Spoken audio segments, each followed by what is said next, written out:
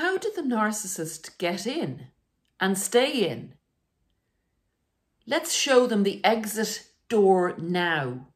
And in order to do that, we need to understand how they got in so deep into your head, and therefore understanding the route they got in, that's the route we can push them out the exit and no longer torture ourselves with the rumination about them and no longer hear their voices repeated in our heads and overcome the devastation of the abuse that was suffered in the relationship with the narcissist. And oftentimes, the abuse that's suffered post the relationship with the narcissist is harder to overcome because it's the residue of the narcissist and what they've done to the individual that's left behind that's very difficult to stop. The rumination is very difficult to cease. The progress is difficult to make. But it's not so difficult once you understand the cause and then the effect. So I'm going to apply the theory of cause and effect to this situation because usually it gets to the root of the cause and will help you so much more in recovering from this awful experience so much quicker and so much better and with so much more clarity. So guys, before we get into this, if you would consider giving a little thumbs up, sharing, subscribing, or doing whatever you can do to help the channel grow, I would appreciate that for sure. Okay, so as with any kind of, say, illness, we recognize the symptoms of the illness, but we need a diagnosis to know what the illness is, to understand where it came from, how to prevent it, and how to cure it. And this is just the same with the narcissist. If we understand how this particular individual got into our neural pathways, got into our brain, got into our essence, got into our soul and into our spirit, then we can show them the door and show them back out the same way they came in. So let's first look at how they got in so deep and became so enmeshed in our heads in order to tackle the route they came in and push them all the way back out and close the door. That, in my view, sounds very nice and it works. So let's get into it. Okay, so I've got 4 ways that a narcissistic personality disordered individual has much more success at implanting themselves and gaining control over an ordinary human being. The first thing, I don't know, this is my own term, if you've heard of it or not, I call it security pushing. And by what I mean by that is, you may have, say, not had a relationship in a certain length of time. You maybe have had some bad experiences to relationships prior to this. You may be a little intimacy adverse, protective of yourself, all these very understandable things, particularly if you've had some other encounters with these lads, because it would leave one a little bit hyper paranoid about who the hell is out there. But let me assure you, there are a lot of good people out there and you'll find them here in this community. So back to point, Paula, back to point. A narcissist will push and push and push slowly, methodically, quickly, intensely towards you to open you up to a relationship. And a lot of the time, people that are a little insecure after their experiences prior to this don't shut down the way they would have shut down to a normal, slow approach that they would have advanced to with caution and slowly let a person in. And the reason is this person pushes so hard that a lot of us would kind of think, gosh, they really like me. I mean, they must really, really like me. And if someone is that invested in getting into a relationship with you, the brain thinks, well, they're hardly going to just leave very quickly if they put that amount of effort into getting me. And it's a normal thought process that any human being would go through. They're working so damn hard at this. They're not just going to pack their little overnight case and skedaddle, you know, at a moment's notice. This person means business. This person is here for the duration. This person is a keeper. That's the illusion and the delusion. So that's how a narcissist will initially break through your healthy defenses. The second thing that they did was and we're going to come back to all these things in relation to kicking their posteriors out the door of our head and our soul and our spirit and our heart and every single aspect of us. The second thing is they sold us the dream. This is the old love bombing. They sold us Hollywood. And where Hollywood reflects and films and movies reflect life in general, oftentimes a Hollywood film will be the exception rather than the rule to normal life. It's kind of built on the hope and aspiration of people for the perfect ending to, you know, some difficulties or a romantic situation. So the narcissist, though, effectively will sell you Hollywood. And unfortunately, that is what it is. It's a movie they want you to star in and play in. Not forgetting they will be in the starring role all the time and must be in the starring role at the end also. So that's the second way they get in. Of course, we want to buy the dream. They're selling a dream. It feels damn good. It feels great. You know, it's a natural human reaction to want to be loved and to feel that our ideal partner has walked into our lives all of a sudden, hey presto, and away we go. That's something to remember when we get to reversing and pushing the narcissist back out the door. The third thing I have is the narcissist gets in so deep in that door in that they identify, they do intel on you and they ask particular questions and they get you to open up, particularly with the security pushing that we experienced at the beginning. They make you feel secure enough and safe enough to reveal some of the skeletons in your closet, some of your fears, some of, you know, the unfairness you felt in life, some of maybe some things that happened in your past that, you know, you have issues over still. And every human being has these. So do not think for 1 minute that the narcissist found a broken person. Everybody has something from their childhood.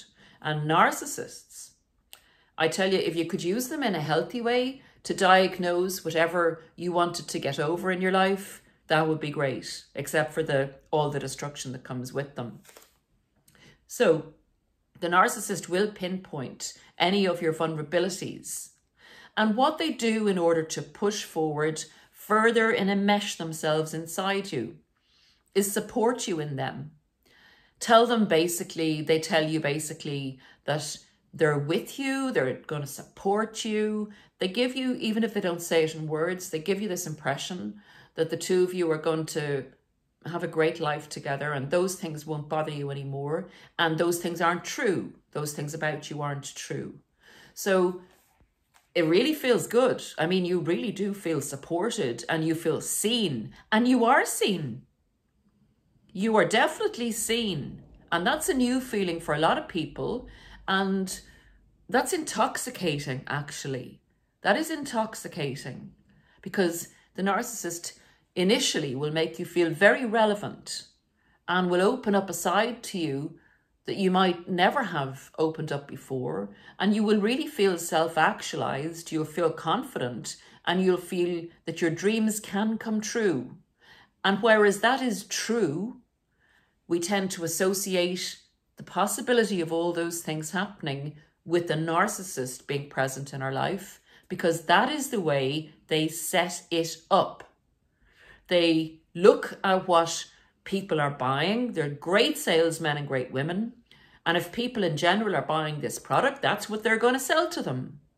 And if you have a particular, extra need, like you want that product, but you want it in purple, oh, no problem, no problem. We have that in purple for you, every shade of purple you want. Come to me, come to me. I am the source. I will sell you that product, and you don't even have to pay for it. It's free.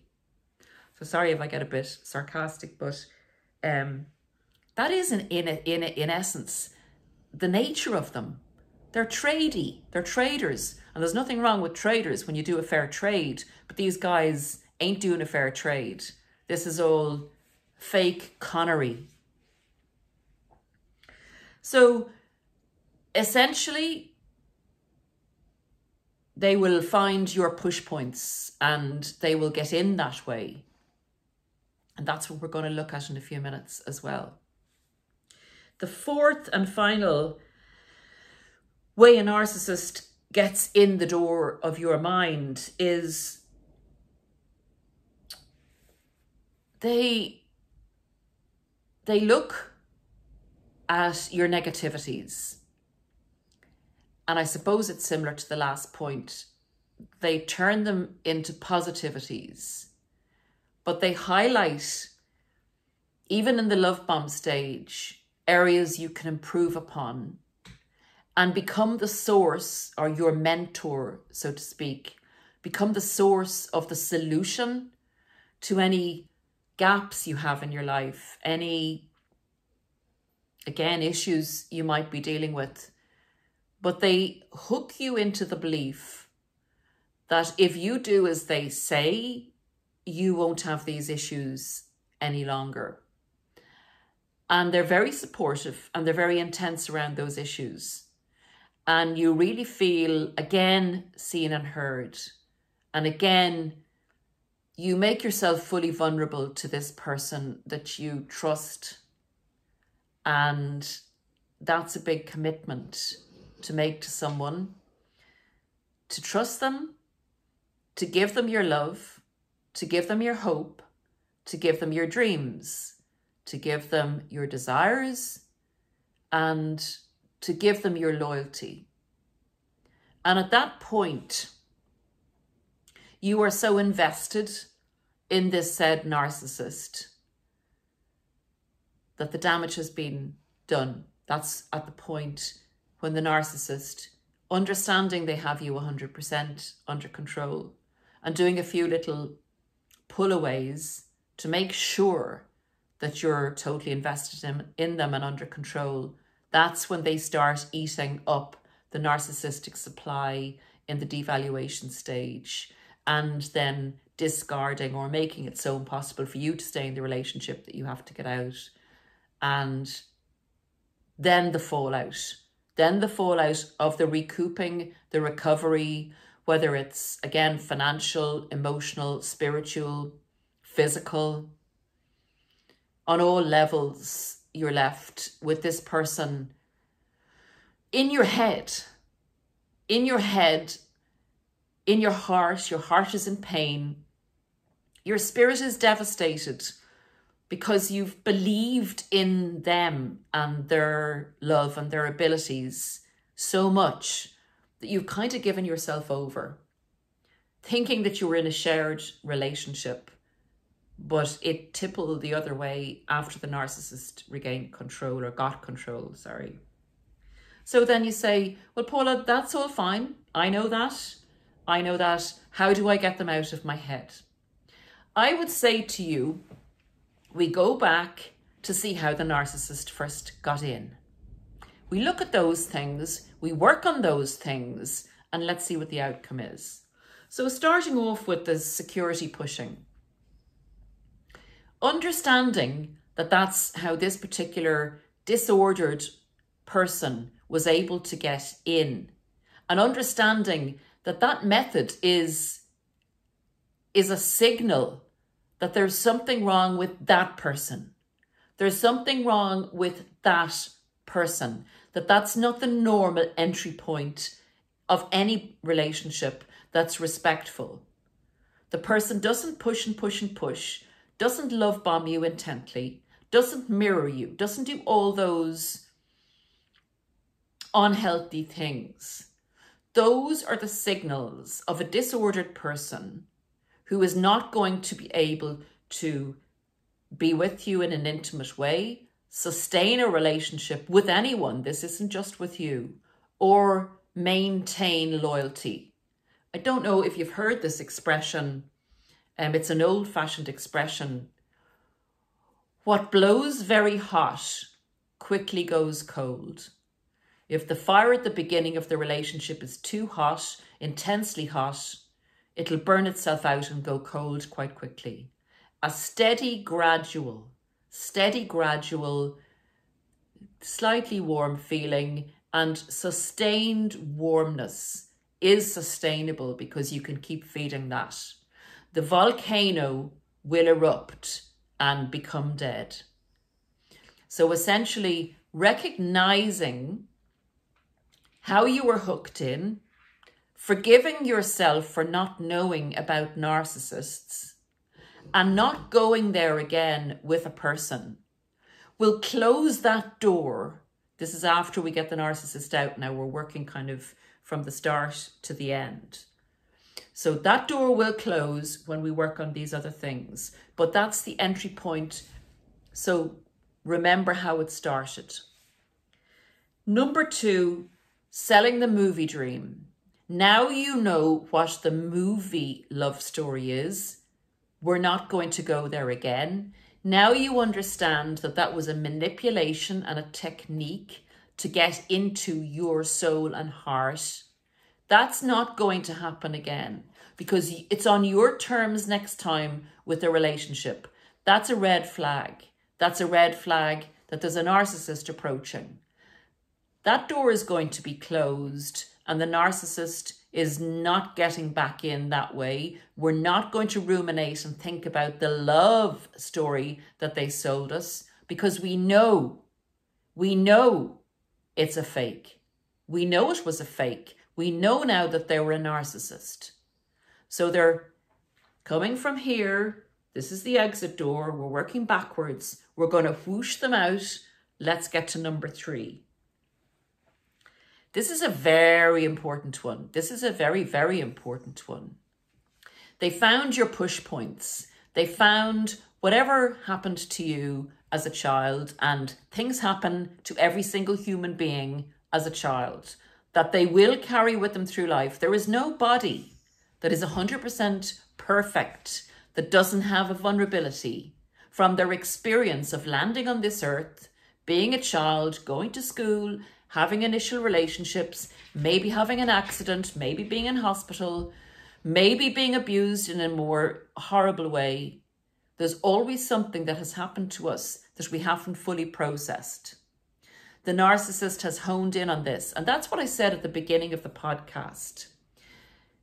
If you go and, feel that there's something wrong with you and you go to a therapist, it can take months and months to unravel the core of what you need to work on or what you want to examine and get clarity on and understand. And in understanding, you can free yourself from it. So the narcissist manages to find whatever it was, whether you felt abandoned as a child, whether you didn't feel heard as a child, whether you were criticized too much as a child.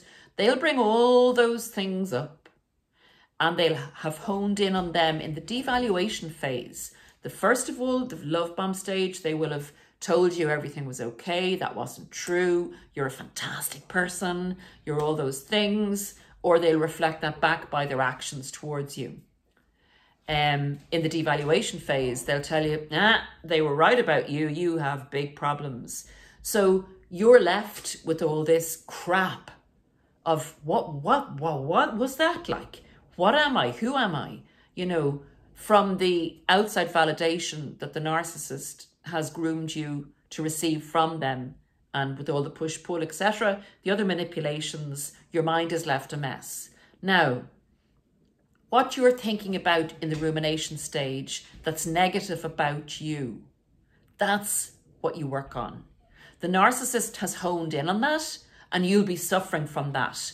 You may be suffering from self-doubt. The narcissist has in no uncertain terms told you you're not good enough. In fact, not only have they told you you're not good enough, but they've told you you're the worst person in the world. Now, if you look at that logically, that's just not true. How would you find even the worst person in the world? Is there a worse person in the world? Well, actually, I think it's the narcissist. So look at that and realize that that's gobbledygook. That's crazy stuff. That's the narcissist trying to regulate themselves. But deal with that. That's going to take self-care, maybe therapy, maybe focusing on you and your own life and your passions and your dreams and heading towards them. Heading towards them on your own, because you are so capable. If you've survived a relationship with a narcissist, you're more than capable. And then again, the fourth point was more or less along those lines. Any negativities or any things that the narcissistic dynamic would have brought up for you in relation to how you act with people. How did you go into maybe, how can I say, a non-confrontational role with the narcissist? How did you go into, say, keeping the peace all the time by pushing down your own needs and ignoring them? Did you do that in childhood? Did you have to do that? Did you have a narcissistic parent? Were you bullied in school? You know, are you fine with people who are healthy and you're healthy too? But if someone comes along and dominates you, you kind of become afraid. Those kind of things are, the narcissist is a fantastic diagnostic tool. If you could turn the experience on its head and say, gosh, that's it. You know, that's why I kind of went into a role with the narcissist, because they honed in on that. They pressed those push buttons on my past. And now I have the gift, and I'm sorry if this is triggering, guys, because if you're in survival mode, it's very difficult to turn this on its head and make it positive. But if you've been through the pain of this narcissistic abuse, I would say, as in any situation in life, it's how you look at it.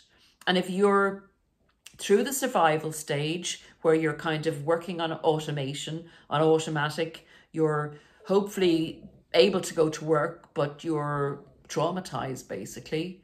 You're not fully present in your life, but you're just about surviving it. If you've gone by that stage, at this stage, there is hope that you can make this pain into something positive for yourself and really get clear of the narcissist out of your head by working, it's kind of counterintuitive, by working on these areas, these entry points the narcissist got in. So here's what it looks like. The narcissist, or the relationship with the narcissist, we're not going to give them any credit because it was damn hard to go through. But the result of it, we're going to make work for us. So the result of it is any negativity or bad memory you had from the past that the narcissist pushed on and highlighted for you, you bring that where you want to bring it. Bring it to therapy, bring it to self-care, bring it on reinventing yourself in a healthy dynamic, working on your health, working on exercise, working on that dream that you really had, that you really wanted to fulfill yourself with. And that's another entry point, another one of your push points the narcissist got in. If you had wanted to do something or had been hesitant to follow a dream at one stage, and the narcissist came along and gave you the feel-good factor, which took the edge off your hunger to fulfill that dream, now is the time to fulfill that dream, to fulfill yourself, to get out of that rut that you may have been in when the narcissist came along, identified the fact that there was something lacking, that you needed something extra, that you could be bought. There could be a buy-in by giving you this excitement that maybe you were missing in your life. You and I both. So following your dream is closing down the gap. There's no more lack in you. You're self-fulfilling, which you can do and a narcissist can't. They're parasitic in nature and need others to feed off. You don't. So we further push the narcissist towards the exit point. The dream, we now know, was a fake movie. We can go to the movies anytime we want. We don't need to have, be part of the narcissist movie. So this is important to remember. Once we know what it was, once we know, we get rid. And the very last door that we're pushing the narcissist out is, we're not going to be bowled over by anyone, going crazy about us and saying all these wonderful things and pushing and being persistent. That's going to stop. That's going to stop. We're pushing you out the door. This door is a metal door. This metal is a new metal that no narcissist can get through. You're out, you're out, you're out. There is a side door, and that's called healthy people. And we're better able to recognize and better able to qualify an entry point. And when healthy people get in, there's a long passage that they will go to and be happy to go to getting to know us. And again, do not say, oh gosh, if only I hadn't been so quick to let that person in, or gosh, my narcissist, it took months before we actually got together. Yep, some of them will do it subtly and slowly. They'll time themselves to you and your comfortableness, but they will keep the push up all the time. So don't beat yourself up if you got a cleverer than average or more mature narcissist who was aware of your entry points and how much to push. These are an amalgamation of the signs as to how a narcissist gets in. Going forward, we're going to remember slowness is a bonus. Slowness is the best. Steady, slow, you're already fulfilled. A relationship would be a bonus. It's not a need. It's not a necessity. Observation. So much can be learned by observing. Someone selling you a dream? Well, you have your own dreams. You don't need to buy into the movie set. An intel gathering. It's not being paranoid. It's not being hypersensitive to find out information about a person, and not just from them. If you have the luxury, I know a lot of us meet strangers, and it's not always possible initially to get the intel. What kind of relationships did you have in the past? How do they view their ex-partners? Do they have 10 ex-partners like that they were 4 marriages to? I'm not saying that anyone that's married 4 times is a narcissist. I'm just saying, coupled with a lot of other indicators, it's a possibility. So that intel and intel from other people, without letting one person kind of program our mind and, we accept everything we're told. And I know you didn't, and I know I didn't. And that's what saved you, and that's what saved me. The narcissist would say something, it would go in and it would stay there. But the narcissist would then do something that didn't compute with what they actually said, and that would go in and that would stay there. And over time, you realize that 1 and 1 is not making 2. 1 and 1 is making 20,000. 1 and 1 is making 30. And you're going, I need to observe. That's at the stage when you need to observe. You need to look at the whole picture and not just go along hand in hand, willy-nilly, in the narcissist's direction or in somebody else's direction. Keep those feet firmly on the ground. Do this work now that will close the door, or at least prevent you from getting embroiled quickly with another narcissist. And if you do that work, your mind will be so full of self-progress, self-love, that you'll wake up one day and you won't think about the narcissist. Isn't that incredible to think when you're at the early stages? You will wake up and you will not think about them. You'll be excited about your life and There'll be new people in your life because you'll have gone down, you'll follow your dreams, you'll go in a good direction for yourself. And the experience, because of you and your attitude towards it, and your logical approach, and your healing, the experience will have you in a more awakened state than you can actually imagine. You'll be more aware of people around you, and you will appreciate good people like gold dust. Guys, take great care of yourselves, and I will see you again soon. The little man is in the background looking for his walk. You can hear a few whines there, so I better bring him out. Again, if you can, like, share, subscribe. I really appreciate it. Love you all, and I will see you again soon. Bye for now.